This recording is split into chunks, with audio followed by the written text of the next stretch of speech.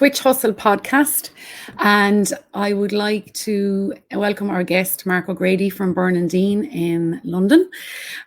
We are going to focus today on supporting Mental Health Week 2021 globally.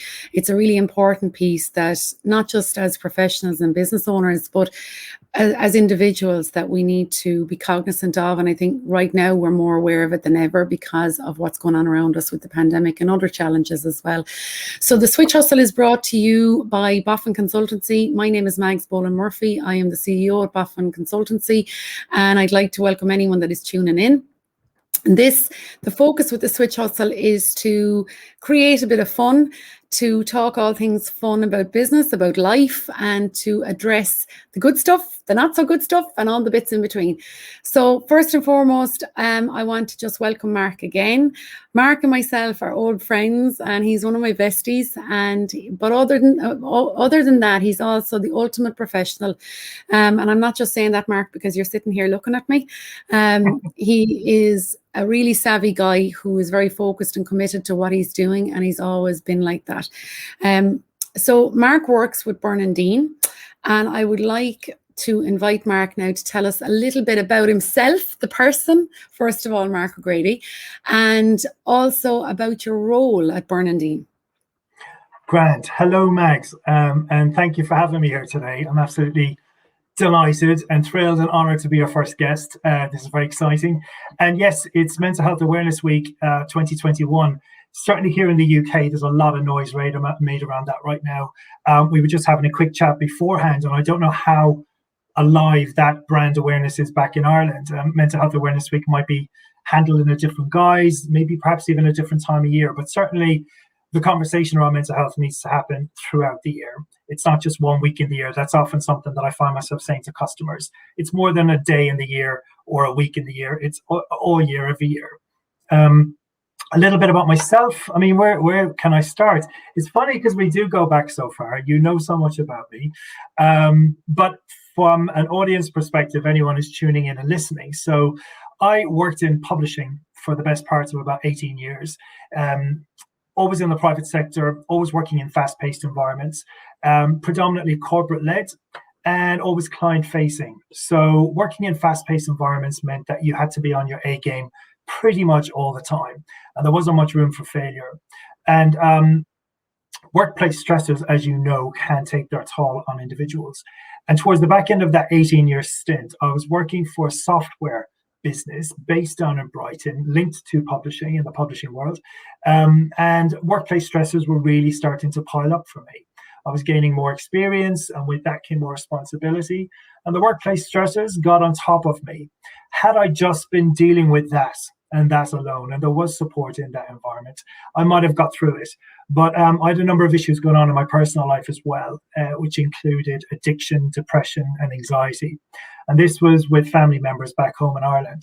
My brother sadly struggled with addiction for many years, and this was really starting to have an impact on the family. My dad's depression, my mum's anxiety were all taking their toll.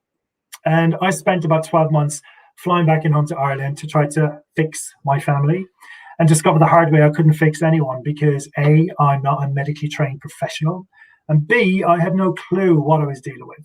In the process, I made myself very unwell, and I became more and more anxious in my day-to-day. Remember, I talked about workplace stressors and how that was taking its toll. Throw into the mix a lot of family situations that I was just talking about, the kind of thing that will certainly take its toll on anyone's mental health. And what happened was the wheels came off. I spent about 12 months hopping on and off planes, as I say, trying to fix things. In that 12-month process, I was just moving further and further across what we call the mental health spectrum.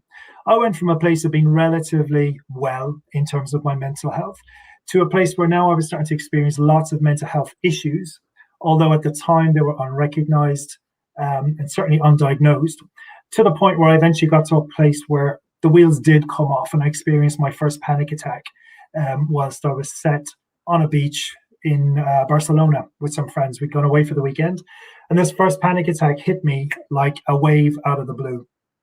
And I say that, although in hindsight, the days, the hours, the weeks leading up to that panic attack all make perfect sense, because that's in itself what can cause a panic attack for people, is that heightened anxiety building over time to the point where a trigger event will tip you over the edge. And that's exactly what happened to me. But the panic attack became a turning point. And in that, what I mean is I finally had something tangible to go back to my doctor with. I've been seeing my GP a couple of times with pains in my chest, pains in my arm, dizzy spells, being told you're very stressed, you need to slow down. I didn't heed any of that advice until finally I had this diagnosis of what's called generalized anxiety disorder and panic disorder. So my anxiety was at a peak and I was getting panic attacks as a result. And that was my first step into this space. I started to research it a little bit. I signed up to a 2-day course called Mental Health First Aid. I became much more aware of my own mental health and that of the people around me, and took steps towards making myself better. I realized as well, self-care is so important, and I couldn't look after anyone else if I wasn't looking after myself.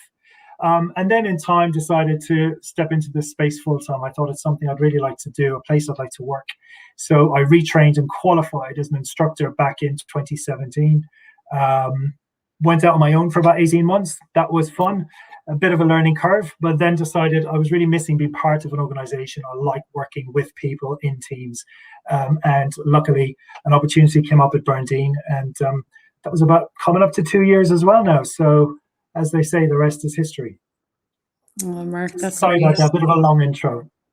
No, but look, I can say this to my audience. I know, Mark, we went to college together, we lived together, we had crack together. I mean that in the sense of had fun together. But I also admire your frankness and your openness and your honesty. Not something I asked you for, and you gave that so kindly. So I do appreciate that.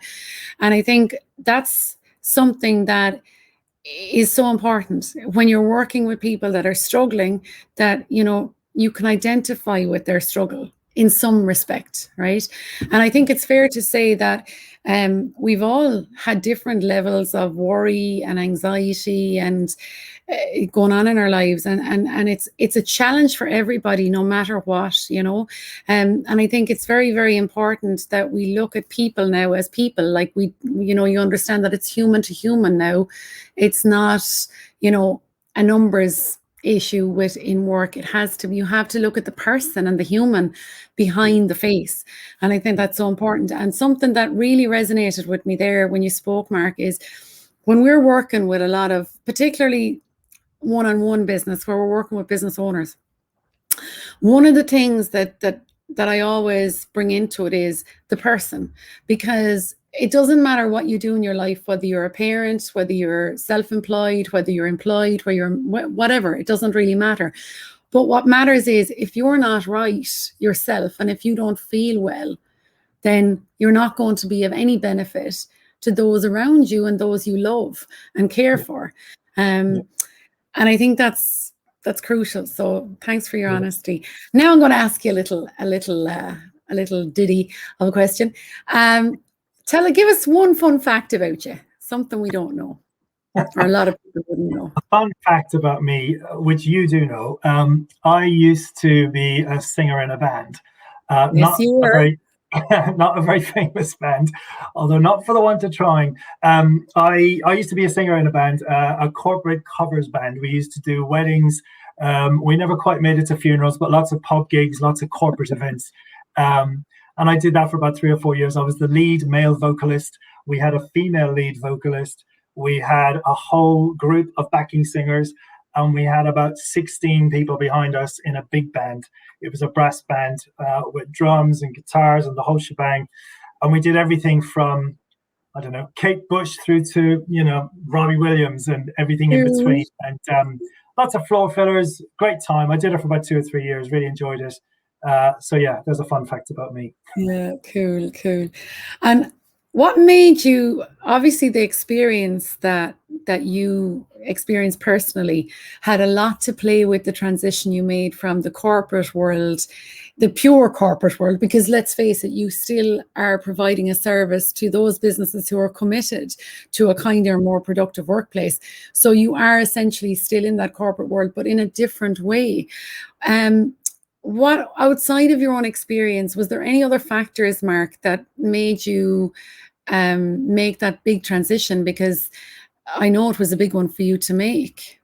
Yeah, that's a really good question. I would say I saw the need for it. I saw what I was going through myself at the time in my last role. And don't get me wrong, the company I worked for right at the end of that 18-year stint were very supportive. And I loved my time there and I look back on it very fondly.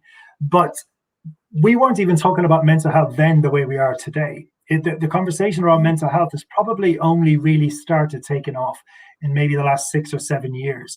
And even though it was within that period of time that I had I call it my speed wobble and made that transition, certainly the employer I was working for, we weren't really talking about these things. I had no idea what I was experiencing myself. I didn't have the knowledge, the understanding that I do now. And equally, my managers or the senior management team or even the CEO, I don't know if they were having those conversations. So people don't know what they don't know, and that's fair enough. But having gone through an experience with an employer, bringing my whole self to work, which was I was coming to work with stories about my brother going around in my head, stories about conversations I was having with my parents going around in my head, carrying the weight of a full-time job and a team in the mix with all of that. So you're carrying a lot of stuff around with you as a single human being. Any one of us is. We're all going through something. If you bring your whole self to work and you feel psychologically safe talking, opening up about things that are going on for you, that's wonderful. But not many of us do that. Most of us keep our heads down. We keep plodding along. We're not saying anything to anyone because we don't want to appear weak. We don't want to appear vulnerable. We don't want to put ourselves in a dodgy situation where we might not get put forward for promotion. God forbid, I might even lose my job because they don't think I'm good enough. They don't think I can handle the pressure. And so we don't say anything at all and we keep plodding along. And I wanted to create a space or step into a space and be part of something where we actively encourage people to learn something more about this thing called mental health for themselves, to not be shrouded in mystery, if you like. We hear the words mental health all the time, but what does it mean? What does it mean to you? What does it mean to me? It can mean different things to different people. Often is the case, there's a lot of negative connotations attached to it. So we strip away all of that and we educate people. Let's call a spade a spade. This is what it is. And then equally, we're creating spaces where it's okay and comfortable for people to talk. And that's what I mean about psychologically safe. Are we able to put our hands up? Am I able to say, you know what, I'm really struggling. Here's why. This is the real me. I need support. I need a bit of time. I need a bit of help. But with your support, I'll get through it. And we might come out the other side much better for it. I kind of did that, but I took the long way around. And now I'm in a position where hopefully I can help people to get to that point, have those conversations sooner rather than later. And Mark, just on that, can you tell us a little bit about how Burn & Dean help their clients in terms of, the services that you provide and facilitate? So Burn & Dean is an organization that was set up in 2003. And it was originally set up as a group of ex-employment lawyers and HR experts who wanted to really do good in the world of work, especially on the law side. Some of the employment lawyers were growing tired, I think, of dealing with day-to-day gripes that you might come across if you're in that space. I've never been a lawyer. I don't understand how that world works massively, but I've enough of an understanding to know that the day-to-day grind can get any of us down. So they wanted to use their skills in that space with HR experts on board as well to create a consultancy or training firm whereby they could do good in the world of work. And so our strapline, if you like, is that we create kinder, fairer, more productive workplaces. And within that group, there's a lot of highly expert people in their own professions, in their own fields. Initially, it was employment law led or people who'd worked in the employment law space. But over time, that changed and that grew into something different. Here we are almost 20 years later, and it's a very, very different place than what it was maybe in 2003 when it first began. Today, we're a leading workplace behavior consultancy that specializes in all kinds of training, certainly on the inclusion and diversity space. So things like working with respect, managing with respect, managing within the law, doing what's right. These are some of the training session headlines that we will run in that space. On the flip side of that, we have the mental health arm, which opened up about 6-7 years ago. And the mental health part of the business has grown over time. As I said, I came on board about 2 years ago. And then from a mental health perspective, which is where my key focus is, that's very much around helping to grow an awareness with organizations, help them get the right foot forward when it comes to thinking about mental health for their staff, but also we can weave that into any existing wellbeing strategies they might have in place. Or if indeed they haven't got a strategy, we can help them to find one. On the mental health side, very quickly, what we do sessions, what I would call unpacking and managing mental health. The unpacking sessions are grassroots leveled. It's the type of training that we would recommend to all staff. Get the conversation going, get a level of awareness up, and help people to understand what mental health actually is. What are the signs and symptoms I can look out for within myself to know that my mental health might be taking a dip? Am I moving across that spectrum? What do I need to do to look after myself and bring that back? Then we have what's called managing mental health, which is building on the unpacking sessions. And this takes it a step further for anyone who's looking after people, has people responsibility. And this is all about spotting the signs and symptoms in others. So what does Mags look like today to me? What changes in behavior have I noticed? How's she doing? Is there anything I need to chat with her about and find out how is she? No, really, how are you, Mags? Let's have a chat about that thing you brought up last week and see how things are going. So we give people the tools to have conversations that would otherwise might have felt awkward or uncomfortable. We help people to get comfortable with the uncomfortable. And so spotting signs and symptoms in others, holding that conversation safely, confidently, and then signposting onto a place of support, care, recovery, professional services and resources and the like. We also do mental health first aid training, the course I mentioned right at the beginning. We deliver training in that as well as resilience and lots of other wellbeing type training sessions, but I can get into that in more detail as and when if you need to.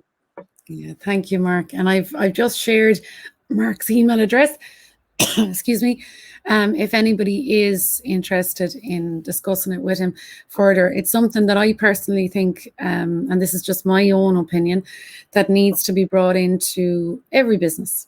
I think it's so important because it's my belief as well that you are only a sum of the people around you. And, you know, we have to understand, I think that more understanding is required as well from the top level down and from the bottom up too, you know, that, you know, there's a reason for everyone being the way they are. You know, I'm not perfect. You know, I don't think anyone is perfect. We all have our bad days. And I have to say this particular pandemic and challenge, coupled with Brexit and God knows what else, has really tested our mettle, has really tested us as private individuals, as family people, you know, that distance from people we love and care about, but also to sustain employment and run businesses. And I think, if anything, and I can tell you one story, Mark, I had been working from home for the last, it's over 12 months now, and my team have been working remotely as well. And I came out of the office on one particular day and I just cried. I cried my eyes out because I had just done 6 hours solid of crisis management calls. And that mentally takes its toll on us all. So I suppose that's just to show that, you know, no one is safe from this stuff. It's a fact of life. And I think that we're only catching up here in Ireland with regards, in some respects, to it. I think it's great to see an organisation like Burndine that are established as long as they are. I mean, imagine when they started, this was not even on the stratosphere. It wasn't something that was at all, you know, relevant. How do you feel mental health and the well-being initiatives in companies affect the ethos and culture? Because ethos and culture is a massive thing now. It's a valuable piece, and we work on it a lot with our clients. You know, it helps staff retention, it supports people. How do you feel about how those two pieces work together, Mark? Yeah. So there's a couple of things on there, I would say. First of all, the research tells us that any employee that feels genuinely supported by their employer when it comes to their mental health, if they've had to take time off sick, or even if they haven't, if they've just worked through it, but they've had to adjust things slightly to get through that period in their life. The research tells us people who feel supported by their employer will give back tenfold to that same employer in terms of loyalty, commitment, working for that organization to the best of their ability. And also, they become great ambassadors for mental health as well. So, often is the case, not always, but people who have lived experience like myself will be eventually comfortable talking about sharing their story. Not everyone will be, but not everyone's story is the same. Everyone has something different to bring to the table. But some of the research points towards that people are, if they feel supported, they'll be more loyal. And then often is the case, they'll want to share their story, become ambassadors, share their lived experience to show others that you can recover from a mental health condition. People can and do come out the other side. Recovery will mean different things for different people. Don't forget that. So what I mean by that is, if we think about mental health and physical health, if you break your leg, you might be given a 6 to 8 week turnaround time before you're back on your feet, depending on your age, your weight, your lifestyle. If you have a mental health condition, it's not that linear. You're not going to get an 8-week plan and you'll be back on your feet, Mark. So recovery will be very different compared to physical health. But if people feel supported on that journey, their recovery is quicker, their loyalty is greater, they go on to share their story most times, and from that, other people can learn and come with them on that journey too. So back to your original question, how important is it for companies to get mental health right, to think about it in terms of their well-being strategy? Hugely important, and now more than ever. I mentioned that the conversation with mental health probably really only started properly 7 years ago. What COVID has given us, because there are some silver linings in the last 12, 15 months, one of which is I think it's really accelerated the conversation around mental health for organizations and employers who might not never have got around to this because their staff might have demanded it, or certainly they felt the need to do something because we were all living through COVID. We were all experiencing something. We really were in this together. And so everyone has had to wake up, come to the table and decide, okay, we need now to talk about this type of thing. So health, and within health, I mean mental health, is very much now a boardroom priority in a lot of boardrooms up and down the country here in the UK, and I would imagine back home in Ireland and certainly around the world as well. And if it isn't, it needs to be, because this isn't going anywhere. I often think that there's certainly another pandemic that's happening that isn't getting as much attention just yet, which is the mental health crisis that we're living through right now, and that is coming, off the back of this.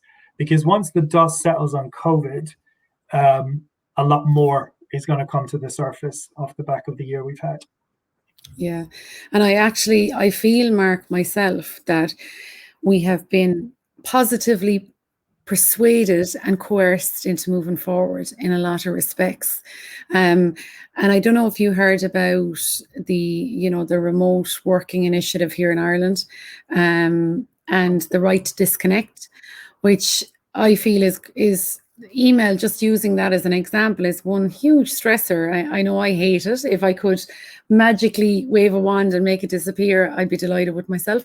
But it is a fact of life. However, there's an expectation there that we're connected all the time and that we need to be connected all the time in some fields, right? And when I heard that that this right to disconnect was being brought in, and there's also Ireland are one of the last countries that are going to bring in, that will have to, down to EU legislation now, have to facilitate a request for flexible working or facilitate a request for remote working. And I think these two pieces are so important. Do you see that happening in the UK as well? And what other changes have you seen in general workplace styles and practices because of the pandemic? Yeah. So we often ask the question, depending on which session we're training on or delivering, but sometimes different questions get asked. We ask people to respond to a poll. And one of the questions will often center around, how comfortable are you feeling about the return to the workplace, today's workplace in a post-COVID world? On a scale of 1 to 8, 1 being no interest whatsoever, really love working from home, I'm never going back to the office. 8 being, I can't wait to get back to the office, I'm so sick of this, and etc., etc. Broad spectrum, 1 to 8, we might ask 20, 30 people on a session, and you will get from 1 to 8 and everything in between. There's no one percentage or percentile leaning in one direction or the other. What we're saying is that in a mix of people, on a typical session, in a typical office, in a typical location here in the UK, you will have people who can't wait to get back and people who have no intention of getting back, and anxiety levels will be driving a lot of that. Some people have found their groove, they're comfortable working from home. They might have the luxury of a nice 2 or 3 bedroom house, back office, some outside space to walk the dog and the kids. Some people are working at the bottom of their bed or sharing a kitchen table with 3 other housemates. They don't have that luxury. They can't wait to get back. So there'll be lots of factors. I mean, I'm barely scratching the surface there. There'll be a lot of factors driving people's behavior and their thinking and their anxieties and their stressors. And how employers react to that is really, really important, because there's a risk that you might lose good talent. And as you mentioned earlier about employer branding, now more than ever, if employers want to be seen to be attractive, they need to have that flexibility built in. I heard a story recently of one particular organization who has told all of its staff, we're shutting our offices, we're giving you a financial package to set yourself up at home, but going forward, everyone is working from home. Now, I don't know what to think of that. I think, again, going back to my point, some people will like that, some people won't. But beyond that, I think there's a real loss of community there, an opportunity for people to come together, that human connection that we've talked so much about this past year. Sitting opposite someone, looking into the white of their eyes, those water cooler moments, making a cup of tea, catching up with someone about the weekend, or having a quick debrief about that particular meeting as you go from one room to the next. All those little moments are lost, and there's a lot to be said for that, I think. Yeah, and I have to say, I agree with you. I don't think we should go 100% one way or the other. I think just for my business, it's always going to be a hybrid model. We've been using remote access for 7 years. So, and thankfully, in some respects, we were ready to row in when COVID hit. It's 17 but hours. Also, I feel that that's not, putting that 100% has put a lot of pressure on people. It's not my preferred way of working, and you know, we delivered there to our team recently that we are open to flexible working. We will continue to do hybrid, and we have to look at each case by case basis. Now, I know that might be easier for me to say than larger organizations, but I think it's all relative, to be honest with you.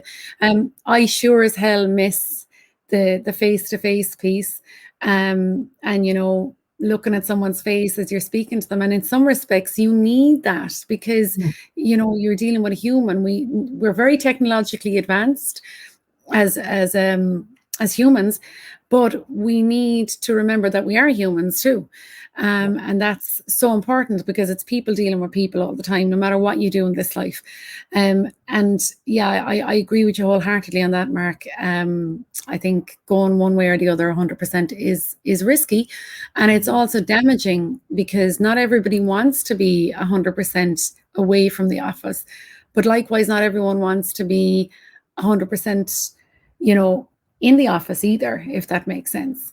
There's a great organization here called Grow Remote, and the lady who runs it, I've been in touch with her over the last couple of years. And once COVID hit, they've been lobbying for more support for remote working and rural workers as well in this country, because Ireland is, you know, 90% rural, and they were part of the reason the right to disconnect was brought in, and it was great to see that there was somebody there with a bit of foresight, and you know, who drove on and lobbied for that piece, because it is so important. The work can still get done. You know, we have so much smart stuff there at our disposal now that, you know, we are learning. And I'll tell you a funny story. A client of ours who refused point blank before COVID to meet me face to face or to meet me online, remote for any of the meetings, contacted our office, I'd say a couple of days into lockdown, the first lockdown, and said to one of my colleagues, can you ask Mags to show me how to use Zoom? I need to know by 4:30 p.m. And I kind of laughed in one way. Now we got them rocking and rolling as we do. We support our clients, got them up online, and that was no problem. But I had to laugh at the irony of that. And actually the client themselves laughed at it. And now they have absolutely embraced remote access systems. But as I always say, you have to keep the balance right, even keel in your business too. And in your life, I haven't seen my mum since last August. I know, Mark, it's been a lot longer for you.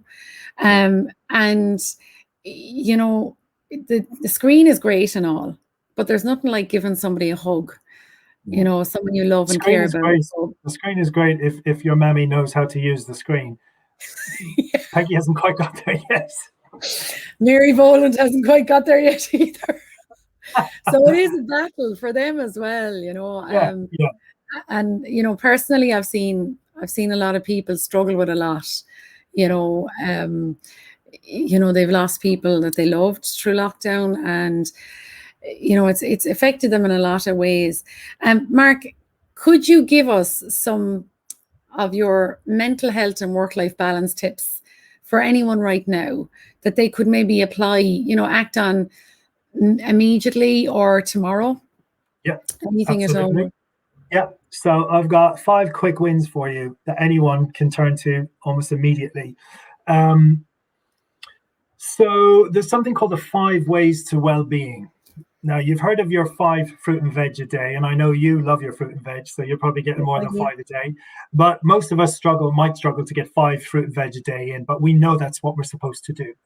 Well, there's also now something called the 5 ways to well-being, and it was drawn out of an organization called the New Economics Foundation, where they basically look at large groups of people. They go back and research and develop these same groups and work with these groups every couple of years to see why are these people so happy? Why are they scoring so highly in terms of well-being? What are they doing different to the rest of us? And is it rocket science? Absolutely not. Is it stuff that we already know about? Absolutely yes. So the 5 ways to well-being, for anyone listening, if you Google this, just Google 5 ways to well-being, what you'll get is a ton of information in terms of hints and tips and ideas and things that you can do for yourself. And this is what I would call self-care. Really important. You can't pour from an empty cup, as I often like to say. Likewise, this is a great thing to point other people towards, to have them look after themselves too. So what do the 5 ways look like? The first one is connect. Let's stay connected with people and each other. And what does connection look like beyond the screen? What does it look like beyond COVID? I think in the last 12, 15 months, we've all realized how important it is to have that human contact, as you say. How do we interact and communicate? It's estimated 70 to 80% of our communication happens through body language, tone of voice. And so much of that is missed through virtual screens and that type of thing. So getting back into to connect with people. And I guess as well, what I would say is in the spirit of Mental Health Awareness Week this week, the theme is nature. Get outside and connect with nature as well.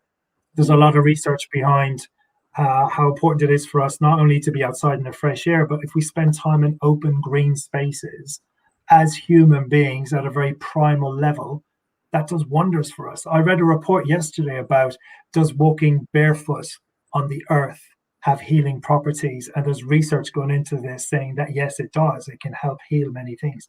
So connect is number 1, easily achievable. Number 2, stay active. So any kind of exercise that you can get into. It doesn't mean turning into a gym bunny. None of us have to become gym bunnies overnight to consider that being active. It could be a bit of gardening.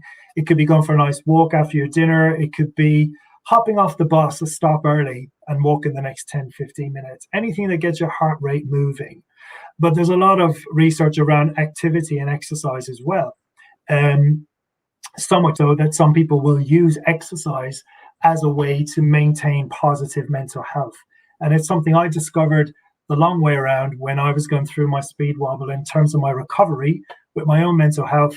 I became a member of the gym, something I know you'll find hilarious, which I never thought I would do, but not so much to become, a beefcake, but much more about my heart, cardiovascular, and my head. It keeps me going up here. The rush of endorphins that we get when we do exercise feels good. Those feel good chemicals on top of physically looking after yourself can only be a good thing. The third one is to learn. So learn something new, whatever that might be. Baby steps, little goals. But if you're learning something new, you're building your self-confidence, you're building your self-esteem. And if we're talking about people, say, for example, your confidence is taking a real knock because your mental health isn't great and you've got a lot going on in life, but you're slowly making your way back. As you make your way back, it's important that you feel confident in yourself to do the things that you like to do or that you used to do. So how can we build confidence up? We can just take little steps, learning new things as we go. And so building confidence and building self-esteem is a big part of that. And learning something new could be as simple as, I don't know, is there a type of food that you've always wanted to be able to cook? Go online, do some videos with somebody and learn at home how to cook that particular meal. Maybe you've wanted to take up salsa dancing. Maybe you've wanted to take up watercolor painting. Maybe you wanted to buy a brand new mobile phone that's very technologically advanced, but you want to get your head around it. Spend a week getting to know your phone. But your confidence will build as a result of that. The next one is to be present. So what I mean about being present is being in the here and the now. When we're present in the moment, we're not worrying about the past and we're not fretting too much about the future because we're in the present. So how do we become more present? Well, there's a huge movement, which most of you will have heard of, called mindfulness. It's kind of like meditation. What mindfulness teaches us to do is to recognize that our heads are noisy places. We will have thoughts rushing around all the time. But if we can get good at practicing being still for maybe 10, 15 minutes a day, that practice allows us to slow our thinking down and to get to know ourselves through breathing techniques. And then we're present in that moment for just 10, 15 minutes a day. And like I said, when we're present, we're not worrying about the past, we're not worrying about the future. And if you can give yourself those 10, 15 minutes a day, it can do wonders. Again, tons of research backs all of this up for the head, for the heart, for your spirit. Being mindful, again, it sounds a bit like, oh, yeah, how am I going to get into meditation? That's a hard practice to get into. I've tried myself throughout the whole of COVID to become a master of mindfulness, and it's difficult to practice every day. So another way to look at it is you can be mindful in anything where time stands still for you. So again, that could be doing a crossword puzzle. It could be writing poetry, reading your favorite book by candlelight, something where time stands still. You're being present in that moment, and that's a nice place to be. And the last one is to give to others. So altruism, if we can give freely of ourselves to other people, expecting nothing in return, what you do get back is a real feel-good factor. And it could be something as simple as helping a neighbor out with their gardening, maybe helping a neighbor out with their food shopping, getting it in for them during COVID and the lockdown period. Something as simple as that, maybe something a bit bigger. Can you give up 2 or 3 hours of your expertise in whatever field you work in, free of charge to a local enterprise, a local business? And if all of that sounds like too much, I would say give away a few smiles. And I know that sounds very cheesy, but smiling is free, costs you nothing. And equally, I found out recently, quite by accident, how contagious smiling is. I was walking the dog. I was listening to a podcast. It was making me chuckle. And as I was smiling to myself, people were smiling in my direction. And at first I was thinking, why is everyone smiling at me? It felt odd. And then I realized I'm smiling outwardly and they were smiling back. And it made me feel good. So 5 ways to well-being: connect, stay active, learn something new, be present, and give something to others. That will help you on your way. And none of those things have to cost you too much either. And I really hope that any business owners listening, and private individuals as well, it doesn't matter, take this on board, because it can make you so much stronger and more resilient in all facets of your life. And one thing that you mentioned there, Mark, you spoke about being out in green spaces. And I guess one of the things that I am so thankful for during the pandemic is the fact that we live in the middle of the countryside here in the southeast. And I absolutely empathize with anybody that hasn't got that space around them during this particularly challenging time, because that just exacerbates all the challenge they're facing. But also it made me think of when we lived in Sweden. There is a style of living over there called hygge, right? And in every town and I suppose built up area, you will find an open area of greenery, a park, a forest. And it's just amazing because it relieves all the stress from your head. And we're all very busy people. Our heads are busy spots. And I remember once when we were living in Sweden, Mark, I flew into Dublin for a meeting. And I remember the minute I arrived in arrivals, I rang my husband and he was wondering how I was ringing him. And I said, I just had to ring you because I can feel the stress and I'm only in arrivals. The difference between having that space to breathe and that balance, because the Nordic countries and the Scandinavian countries are extremely successful. They're extremely wealthy nations. They run good business outfits. Their economy is very strong. But yet they have 4-day weeks. They work their 40 hours or less. They don't work over. Their priority is their family and their personal time. They still get the work done, but they're more productive. And they put this down to the well-being initiatives that have been rolled out from government and the supports that are there through corporates as well. It's part of their DNA. It's part of their culture. And it has helped them retain talent and have more balanced and happier people in their society. So I definitely think get out. If there's a space near you, get out that door. It's good. And one of the things that someone asked me recently, how's your head keeping going? And someone else said, oh, you're great for the walking, but it's for that I do it, because I need that space as well to declutter from the day's activities and just walk the legs off myself, and it just clears your head as well, so happy head, happy body, I feel. Mark, thank you so much. I love the fact that you're doing this work, and it's brilliant to see you, because you're just genuinely you're one of these people that just strives to be the best at what you do and to give as well. I know you do give a lot, and in terms of friendship as well as anything else, I know you're a giver. And I think it's so important now that we are focused on, yes, we need to get the work done, absolutely, but we need to live as well. So having a more kinder, conscious, mindful and balanced environment is super important to our progress now going forward. Thank you for your time. I know we've run way over it, but however, that's okay too. And I have one last question for you. When are you coming home? Oh, the golden question. I hope to get home this summer.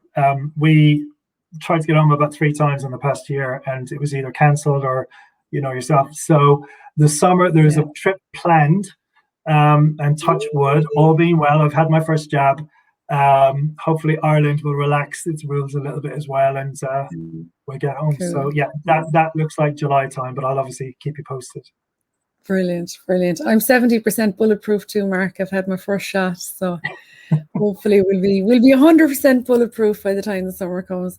Listen, thank you so much again. If anyone that's listening would like to talk to Mark a little bit more about the services and the help that they provide at Burndine, please note his email, mark.o'grady@burndine.com. I've left it on the screen for those of you. Thank you for listening, and we will come to you with more fun and good and not so good stuff in the future, and it's all about real life. So stay safe, everyone, and stay connected. Thank you. Thank you, Mags. Take care. Take care.